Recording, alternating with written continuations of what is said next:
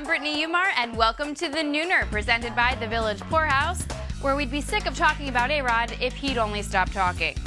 Alex Rodriguez went to Colorado to visit specialist Mark Philippon yesterday about removing the cyst on his hip. Yanks GM Brian Cashman has reportedly called Philippon to see if, while A-Rod's there, Philippon can help remove the festering boil off the ass of the Yankee franchise.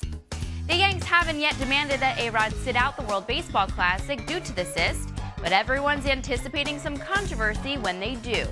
Not necessarily because they think A-Rod will resist, but just because it's A-Rod and it's a Thursday afternoon.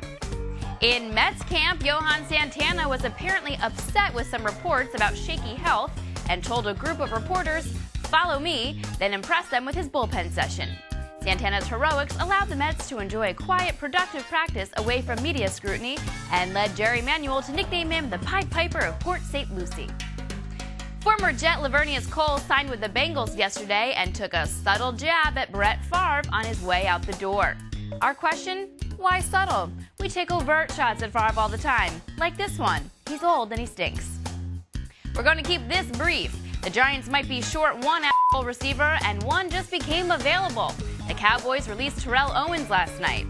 Memo to Jerry Reese: do it. Just do it. You know you want to. Plus, we need fresh material. There's only so many times you can call Eddie Curry fat, and we've already done it more than that. Pull the trigger, Jerry. Danilo Gallinari led the Knicks to victory on Latin night at the Garden last night.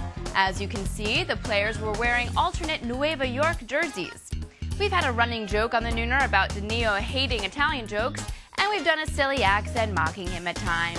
But really, ay caramba, esa fiesta di Gallinari alla Garden esta noche.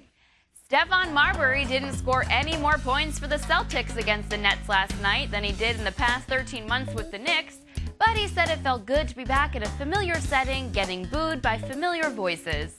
Steph said it'll take a few weeks to get used to the brand of booing in Boston, and he's still trying to figure out who this Marbury guy is that sucks so much.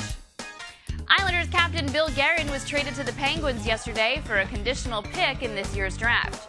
No word on who will replace him as captain, since the guy who drove the Titanic is dead.